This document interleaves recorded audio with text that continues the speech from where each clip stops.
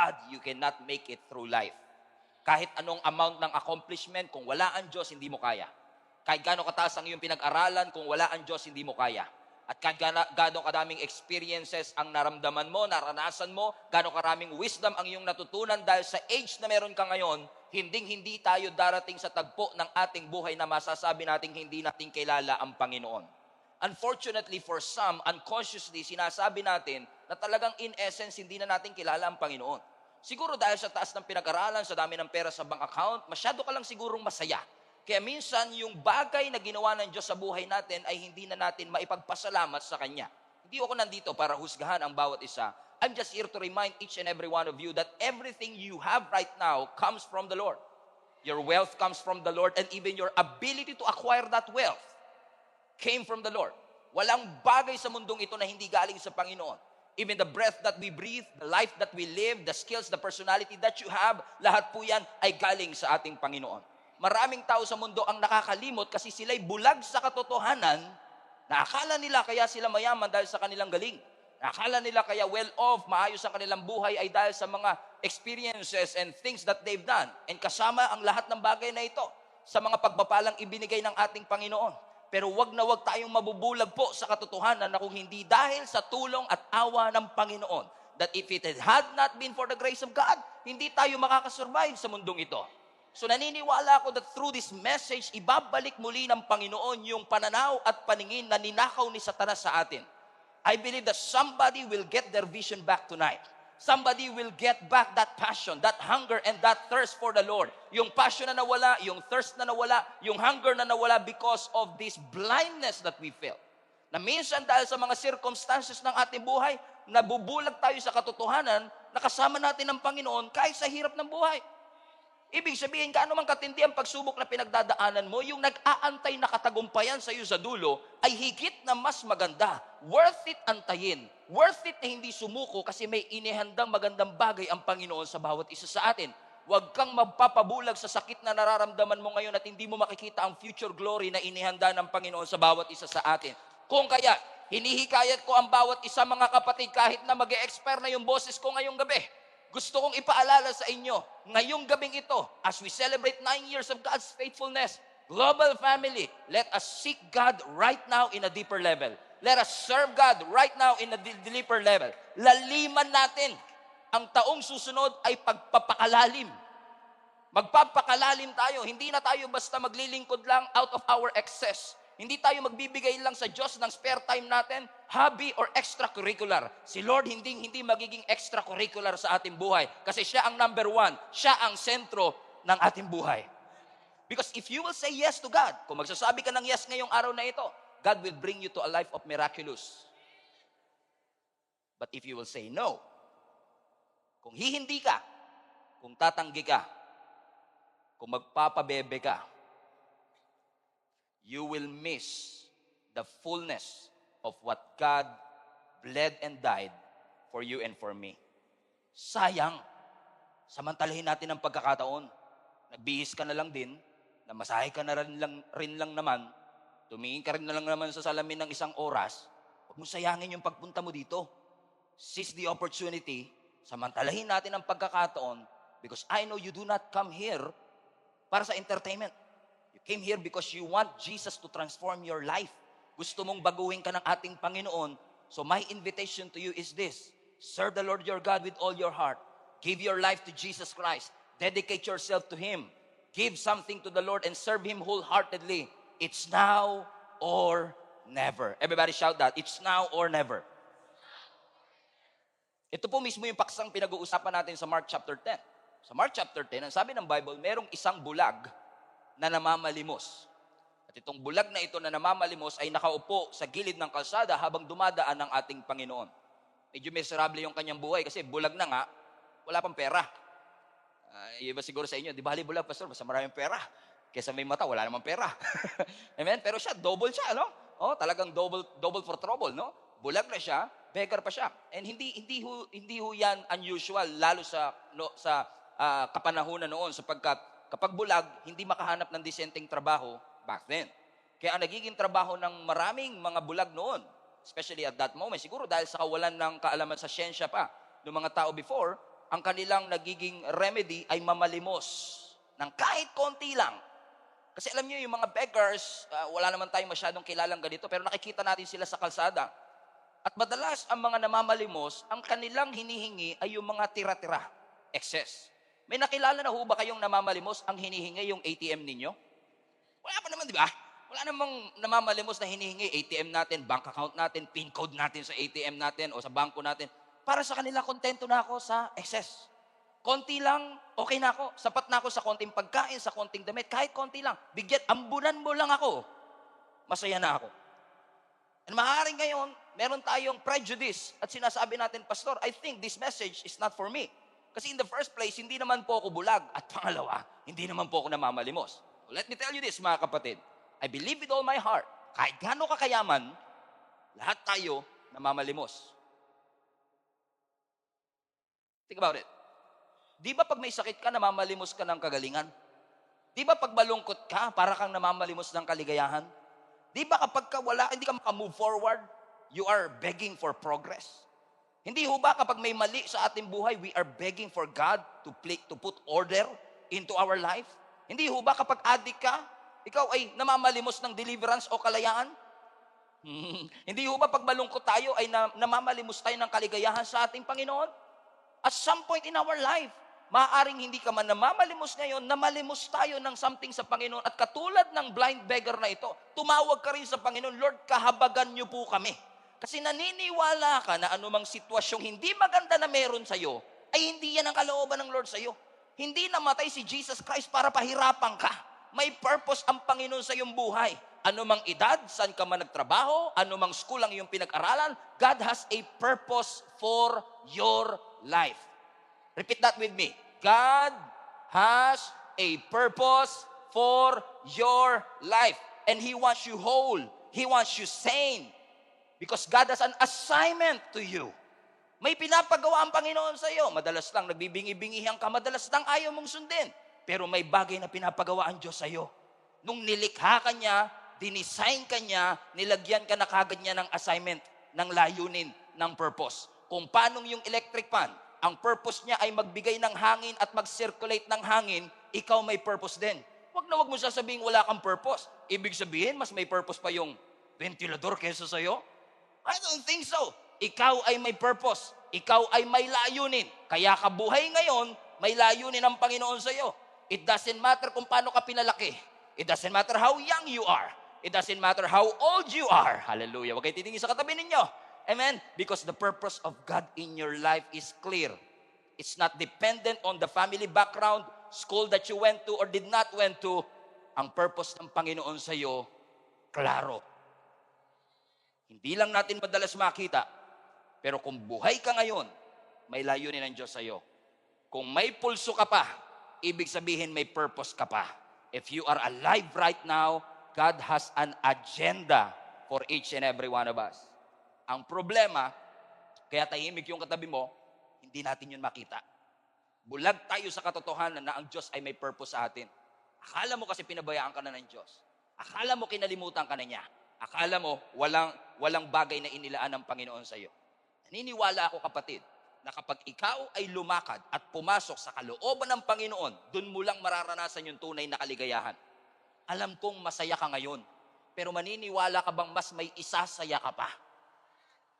Kapag pumasok ka sa kalooban ng Panginoon, masaya kang ginagawa mo yung kaya mong gawin. Because there are things in your life that you can do. But there are a lot of things that you are created to do. Ang ipurso mo, hindi lang yung kaya mong gawin. Ang ipurso mo, yung dahilan ng Diyos kung bakit kanya nilikha. There are a lot of things in your life, mga kapatid, that you are good at. Magaling ka magluto. Magaling ka matulog habang preaching. Talent yan. But there are things in your life that God ordained for you to do. Bago ka pa man ipinanganak, bago ka pa man magkaroon ng kakayanang makakita, nakita na ng Diyos ang future ng iyong buhay. Arang sabi niya, you are a child of God and I have a purpose in your life. Again, the problem is, do you not see it? Do you not perceive it? Hindi mo ba nakikita ito? Kasi kung titingnan nyo yung binabasa nating Mark chapter 10, kung ikaw ay babalik lang ng 2 chapter pa. So Mark chapter 10, then Mark chapter 9. Sino sa inyo naniniwala, bago 10, 9 muna. Wow, what a revelation. At bago 9, 8 muna. Yun talaga, kinilabutan na kayo doon. Kung titingnan nyo at pag-aaralan nyo ang Mark 8, basahin po ninyo ito pag uwi ninyo sa bahay. Makikita kayo na may isa pang kwento ng isa pang bulag. Napakalaganap kasi ng pagkabulag at that time. Sabi ko nga sa inyo, siguro sa kakulangan ng kaalaman nila sa siyensya, kaya para bagang ang daming bulag at that time. Ito yung bulag kung saan, alam niyo, dumura ang ating Panginoong Yesus, gumawa ng putik, nilagay sa kanyang bibig, at yung pagdilat niya, malabo. Siguro dahil sa putik. Nakakita siya ng trees and all, and then unti-unting luminaw. Kung titignan mo uli yun, kaya din siguro intentional ang Panginoon dun sa healing na yun, kasi may lecture ang Panginoon, previous verses pa, bago mag chapter 7, kung saan sinabi ng Panginoon sa bawat isa sa kanila, ito sa mga disciples to ha, ang sabi ng Panginoon sa kanila, do you have eyes to see? Bakit may mga tenga kayo, hindi kayo makarinig? Ano sinasabi ng Panginoon? You can see but you don't have a vision. You cannot see that you are blind.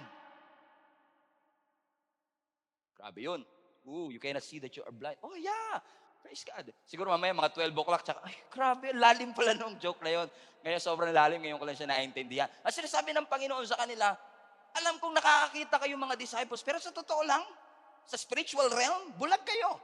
At kung ikukumpara itong si blind Bartimaeus sa mga disciples, parang lumalabas na mas bulag pa yung mga disciples kaysa kay blind Bartimaeus. At least si blind Bartimaeus, bulag lang siya physically. Pero ang mga disciples ay bulag spiritually. I wonder, ilan kaya sa ating ngayon ang katabi mo, pero bulag sila. Hindi nila makita ang mga layunin ng Panginoon sa kanila. Ang ifinifeed ng kaaway sa atin, mas masaya kapag nagsettle ka for less. Mas masaya kapag hindi mo binigyan ng panahon ng Diyos. And maybe, you will feel happy for a while.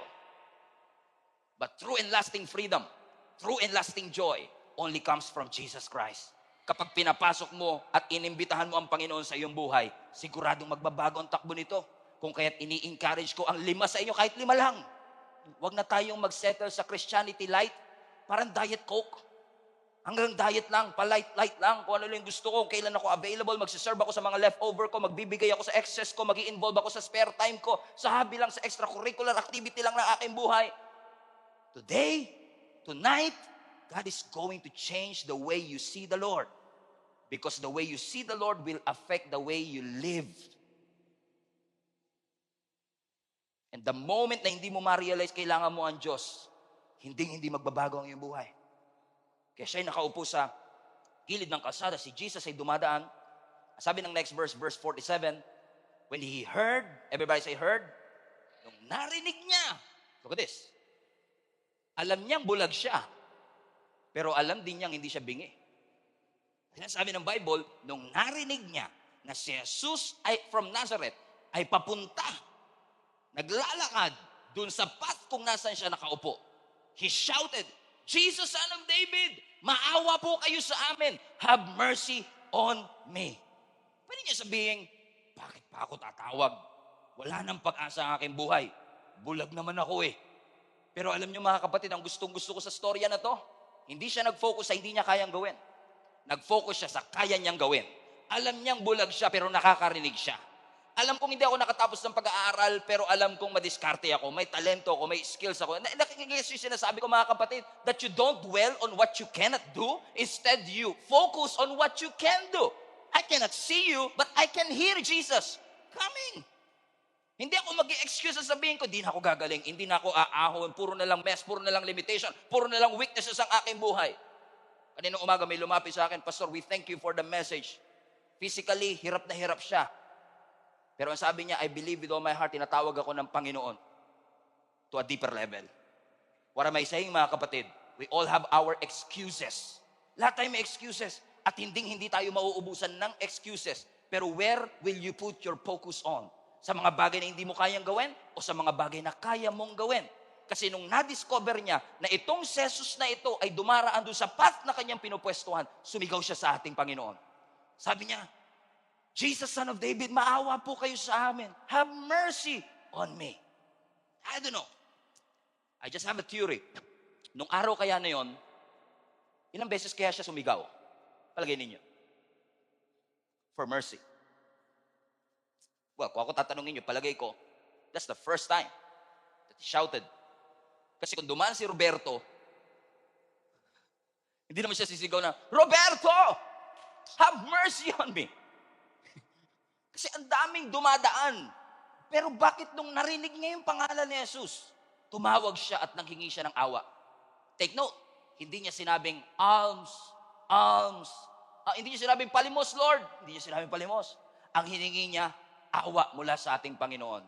I submit to you, maaari na narinig ng blind Bartimaeus na ito, yung istorya, 2 chapters earlier, kung saan pinagaling din ng Panginoon yung isang bulag, at maaaring narinig niya na si Jesus ay nagpapagaling ng bulag. Hindi kayang magbigay ng paningin ng doktor, hindi niya kayang magpagaling, pero ang Diyos kaya niya. Kaya sabi niya, kung pinagaling niya yung bulag, kahit ginamitan ng putik, kung kayang gawin ng Panginoon yun, alam kong kaya niyang gawin yun sa akin. And if God did it for somebody, I know God can do it to my life. Kaya sabi niya, hindi ko papalagpasin ang pagkakataong ito. Jesus, Son of David, have mercy on me. When he heard about Jesus. Kasi sino sa inyo agree, mga kapatid, there is something about that name, Jesus, na kapag naririnig mo, parang ini-ignite ang iyong puso at parang nawawarm ang inyong heart. Correct? Everybody say Jesus. Sabi niyo, Stephen. O diba, walang dating? Because there is something about the name of Jesus. Because the name of Jesus itself means Savior. Everyone needs saving. Everyone needs Jesus. Everyone needs deliverance. Kaya every time na maririnig natin yung pangalang Jesus, bulag ka man, bingi ka man, dumb ka man, may sakit ka man, there is something about the name of Jesus that brings hope to us. Nagbibigay ng pag-asa, nagdadala ng pag-asa sa bawat isa sa atin. At hindi mo matatawag ang pangalang Jesus hanggat hindi mo inaamin na meron kang pangangailangan. At si Jesus lang ang tanging kailangan mo. Kapag meron kang Jesus sa buhay mo, you have all that you need. At magiging totoo lang si Jesus kapag naging totoo ka na kailangan mo siya. Hindi mo siya matatawag na Savior hanggat hindi mo nare-realize na makasalanan ka at hopeless ka at kailangan mo siya para iligtas ka. Hindi mo siya matatawag for healing kung alam mo at hindi mo inaamin na may sakit ka. Because most of the time kapag may sakit tayo, we're trying to hide it. Nahihiya tayo sa sasabihin ng ibang tao, but you cannot fix it if you always hide it. You have to expose it to God at sabihin mo sa Panginoon, Lord, I need help. Alam kong ako ang madalas tumutulong sa iba, ako ang inaasahan ng aming pamilya, but if truth be told, Panginoon, alam mo, maraming mga pagkakataong hindi ako nakakatulog kasi ako mismo kailangan ko ng tulong. How many among you can relate, mga kapatid, na lahat tayo kailangan natin ng tulong? So he shouted. Sabi niya, Jesus, Son of David. Oh, hold on. When he heard about Jesus, he shouted. Alam kong bulag ako pero hindi ako pipi. 5 senses ba to, Pastor? 3 na. Amen? Amen? Alam niya, kaya niyang magsalita. Hindi siya nag-dwell sa hindi niya kayang gawin. Alam ko, kaya kong sumigaw. Kaya sabi ng scripture, he shouted. Sabi niya, Jesus, Son of David, and loud. Everybody can hear it. Jesus, Son of David, have mercy on me. Kasi alam ni blind Bartimaeus, kung ang lalabas sa bibig ko, pagre-reklamo ko, hindi ako gagaling. Matagal na ako nagre-reklamo. Matagal ng puro negatibo lumalabas sa bibig ko. Pero nung narinig niya ang pangalang Jesus, nakaramdam siya ng pag-asa. Ginamit niya ang kanyang bibig hindi para magreklamo, kundi tawagin ang ating Panginoong Jesus. Iba kasi yung naniniwala ka lang kay Jesus, iba rin yung nagsasalita ka, tumatawag ka kay Jesus. Amen? Kasi marami sa atin naniniwala pero ayaw natin tumawag. Ang sabi ng Bible, let the weak say. Hindi sinabing let the weak think. Ang sabi, let the weak say. Ano? I am strong. Hindi sinabing let the weak continue to study how weak you are. Ang sabi ng Bible, let the weak say what? I am strong. Kung ikaw ay mahina, don't talk about your weakness. Say you're strong. Not by denying it, but by declaring strength in your life. Let the poor say. Come on, let the poor say. Para mas malakas yung let the poor say, I am rich Okay, malaki pa ang kailangan ng katabi mo ngayon Sabi mo sa kanya, kung kailangan mo libre mamaya sa pamasahe, libre na rin kita. Amen? Kailangan magtugma yung sinasabi sa laman ng puso. Kasi madalas, mga kapatid, ang sinasabi ng bibig mo, malakas ka, pero laman ng puso mo, alam mo hindi. So, kailangan magkaroon ng harmony. Yung sinasabi ng ating bibig at laman ng ating puso. That, Lord, I am weak, but I'm gonna say I am strong. Why is that important? Kasi kapag marunong ka mag-confess ng mga pangako ng Lord sa iyong buhay, kapag kaya mo i-confess ang salita ng ating Panginoon sa iyong buhay, na alam ko mukha kang malungkot ngayon at nakakaramdam ka ng lungkot sa mga panahong ito.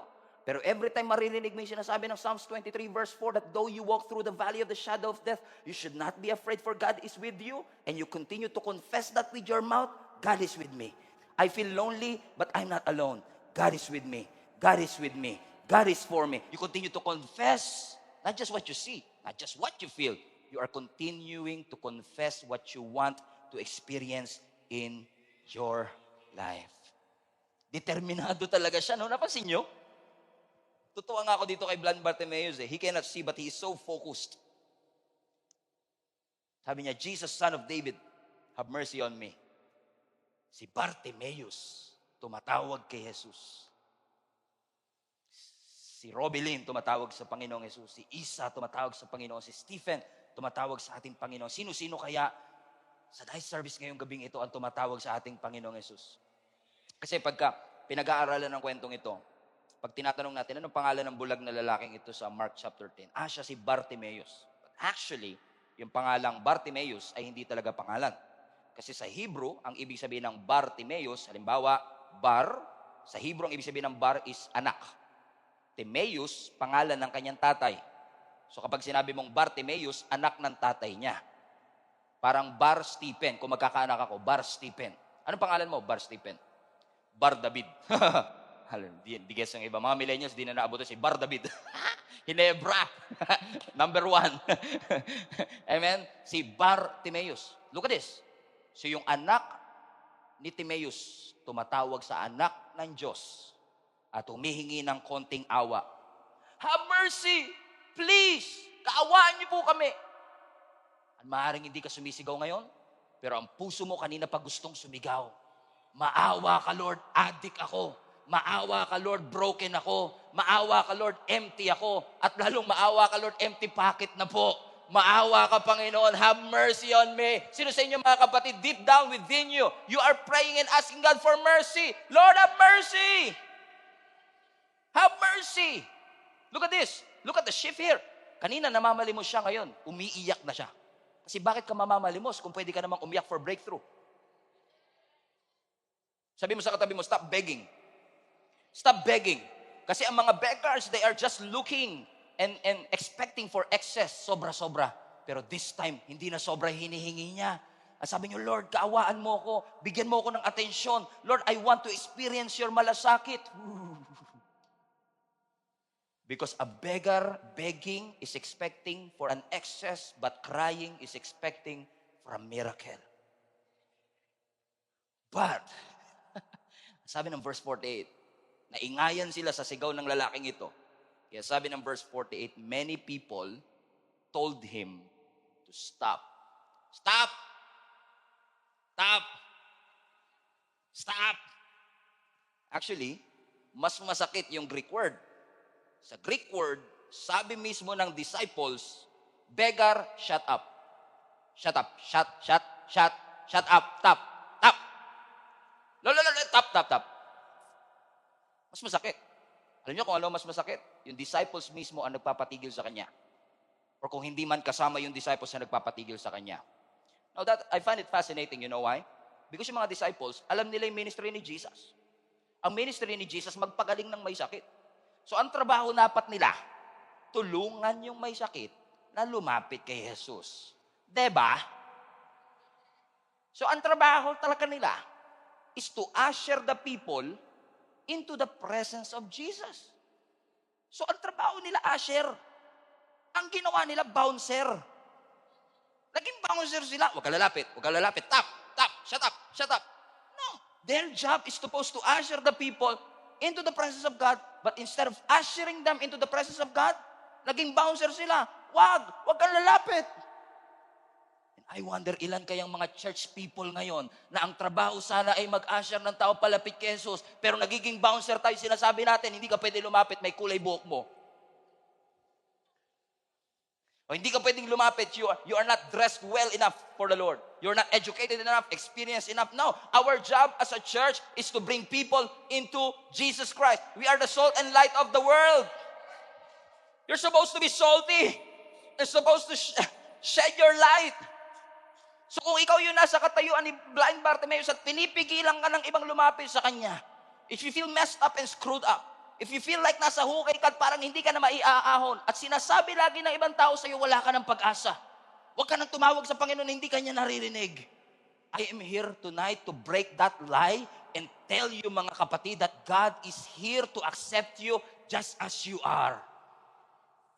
I'm here to tell you, mga kapatid, na ngayong araw gusto ng Lord sirain yung kasinungalingan na yan, na kung pakiramdam mo at sinabi ng iba sa'yo na hindi ka naririnig ng Panginoon, you have to hang on, hold on, because help is on the way. Better things are ahead of you and not behind you. The best days are ahead of you. The best is yet to come. Just continue to call upon the name of Jesus. Tawag lang ng tawag, kahit pinipigilan ka ng iba. Don't ever allow somebody to stop you from coming to Jesus. And tayo rin naman, huwag tayong naiinis doon sa mga laging sumisigaw. Pastor, grabe naman kasi yung katabi ko kanina. Nagpa-piano pa lang. Piano! Isabay mo naman sa drums para ingay. Kanina, Pastor, yung kamay niya, pang-4 na upuan yung sakop eh. Kanina pa ako, naano na ako, may COVID pa eh. Minsan naiinis ka dun sa mga taong hindi mo kasing ingay. Kasi pag nasa church sila, ang ingay nila, no? Pero ang totoo, hindi mo sila maiintindihan. Kasi maaaring pumunta ka rito, lagnat lang yung problema mo, siya tinaningan ng doktor. Hindi mo siya mapipigilan sa desperation and persistence siyang lumapit at sumigaw sa Panginoon dahil hindi mo alam yung depth ng pinagdadaanan niya. Kaya pwede ba nating, let's normalize in this church. Wow, millennial. Let us normalize in this church, mga kapatid. Iba talaga kapangyarihan ng third service. Let us normalize in this church, mga kapatid, na kung meron mang taong tumatawag sa Panginoon, kahit gaano sila kaingay, kahit gaano sila kalikot, just let them be. Just let them be. Don't ever stop them from coming to Jesus Christ, katulad ng mga disciples na ito. So many people told him to stop. But look at this. Ito yung sinasabi ko sa inyo, pag desperado, di mo mapipigilan eh. But he shouted even louder. Son of David, have mercy on me. Sabi, stop eh. Nilakas mo pa. Alam mo kung yung Bible may volume, kahit 2,000 years ago pa siya nangyari, I can hear him crying. Have mercy on me. Nilalakas niya talaga. Now, one question, ba't niya nilakas? Dahil ba maraming tao? Kasi at this point, Passover celebration, people are going to Jerusalem, the crowds are building, ang daming tao, busy ang city. Obviously, maraming tao. Pero kung ang basihan niya lang ng pagsigaw, hindi ako marinig. Walang sense yung kanyang ginagawa. Walang substance yung pagsigaw. May kilala ba kayo sigaw lang ng sigaw, walang substance yung pagsigaw? Nakakainis din yung sigaw na sigaw, wala namang substance yung sinasabi, correct? Tatakot kayo, katabi niyo, asawa niyo, no? Pastor, to sigaw ng sigaw, walang substance sinasabi. Pinagbibintangan ako, may babae daw ako. Di naman. I don't think dahil maraming tao. Ba kaya malakas ang sigaw niya, bingi si Jesus? Obviously not. Hindi siya sumisigaw ng malakas dahil bingi ang ating Panginoon. I submit to you. Isa sa mga rason, if not the only reason kung bakit siya sumisigaw ng mas malakas kahit pinipigilan pa siya ng mga disciple, is simply because alam niya, kapag si Jesus hindi ako narinig, wala na akong pag-asang kumaling. This is the only opportunity I have to get healed. So kahit magalit kayo sa akin, it's now or never. And it worked. His persistence worked. His desperation worked. Amen? Kasi para sa kanya, this could be his only chance para ma-meet ng Panginoon. And I'm telling you, mga kapatid, this service could be your only chance to get your life back together. Huwag niyong asahan ang bukas. Bukas na ako magbabago. Bukas na ako magkukumit. Maganda rin po yan. Bilang pastor, everyone is welcome. Pero bilang preacher ngayong gabi, I'm telling you this, sa Biblia, merong 8,000 na pangako. 8,000. Pero wala ni isang pangakong buhay ka pa bukas. Wala. Hindi inassure ng Panginoon, huwag ka mag-alala kahit bukas ka magbago. Hihinga ka pa naman bukas. Hindi. Walang assurance na buhay pa tayo bukas. So kung maglilingkod ka, it's now or never. Kung magkukumit ka ng buhay kay Kristo, it's now or never. Kung ibibigay mo ang sarili mo sa Kanya, it's now or never because this could be your only chance. So isigaw mo na. Umiyak ka na. It's now or never. And this guy, alam niya, this could be my only hope. This could be the last straw of hope. And I will not waste this opportunity to call upon the name of Jesus. Son of David, have mercy on me. Maawa ka sa akin. Habang nasa Jericho siya, sigaw siya ng sigaw. Have mercy on me. Have mercy. Hold on. May naalala ba kayong sumigaw din tapos nasa Jericho? Siguro itong si Blind Bartimaeus, alam niyo yung story dun sa Old Testament? Sa Joshua chapter 6. Kung saan yung mga Israelites umiikot dun sa Jericho wall, hindi sila pwede magsalita for 6 days, which is a miracle in and of itself. Yung hindi ka magsalita for 6 days. Sino sa inyo naniniwala kayo, yung katabi nyo, hindi lang magsalita ng 1 day, milagro?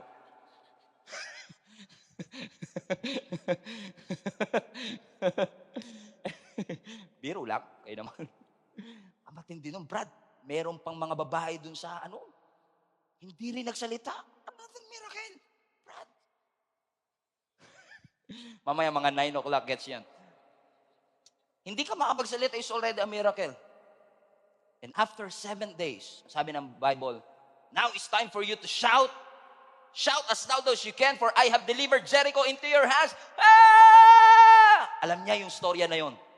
Na alam niya, yung naaalala niyang huling sumigaw sa Jericho, napabagsak yung wall, nakaranas ng milagro. So ngayon, hindi ko papalagpasin ang pagkakataong nasa Jericho ako, sisigaw ako as loud as I can, kasi kung naranasan nila yung milagro, pwede kong maranasan ang milagro ngayong araw na ito. So he shouted even more, Jesus, Son of David, have mercy! Maawa po kayo! Have mercy on me!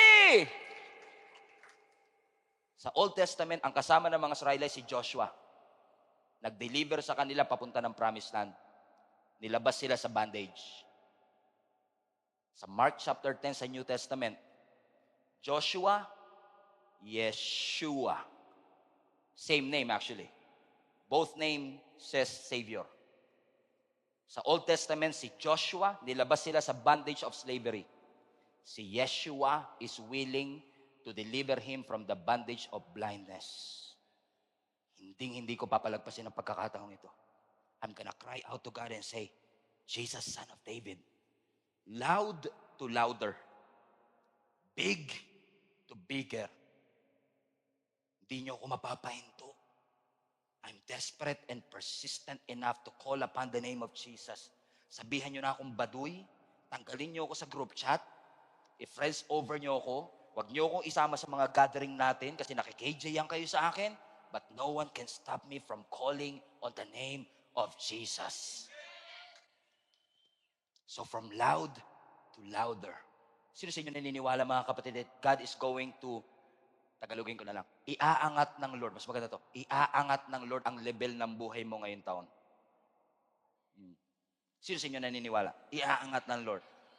And that's why we are celebrating tonight.